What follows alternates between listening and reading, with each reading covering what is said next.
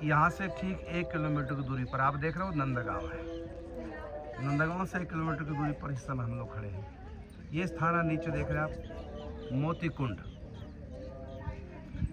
इस सरोवर में ठाकुर जी ने मोती की खेती की थी। लीला ये थी कि राधा कृष्ण की सगाई हुई तो राधा रानी की तरफ से महाराज वृषभानु ने कुछ मोती, हीरे, माणिक्य आदि भेजे। अब जब लड़की वालों की तरफ से लड़के वालों के यहाँ कुछ आता है तो ऐसा कुछ नहीं है कि फिर लड़की के लिए भी कुछ देना पड़ेगा, देते हैं वैसे। तो नंद बाबा ने यशोदा से कहा जरा गिनो मोती कितने दिए हैं, उस हिसाब से फिर हम भी देंगे। तो जब गिने मोती तो उसमें 5-4 मोती कम पड़ गए, जितने बताए थे उससे कम हुआ। ये जब मैया गिन रही थी, कन्हैया ने हाथ मारा। मैया ने कहा झाड़ ही सारे मोती। तो तब भी झाड़ तो दिए लेकिन 2-4 उंगली में फंसा के रखे।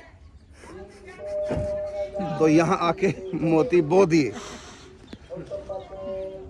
अब ढूंढे कन्हैया कहाँ कि उसने मोती चुराए हैं। तो ढूंढते ढूंढते यहाँ तो रास्ते में ठाकुर जी जा रहे थे वापस। कन्हैया तूने मोती चुराए? कहता हाँ चुराए। क्यों? कहते हैं कि बोने के लिए, खेत में जो बोते हैं वही उगते हैं, तो हमने मोती बो दिए। कहता बेटा मोती भी कहीं उगते हो, कोई अनाज है? का नहीं, उगा दिए मैंने, चलो देखो।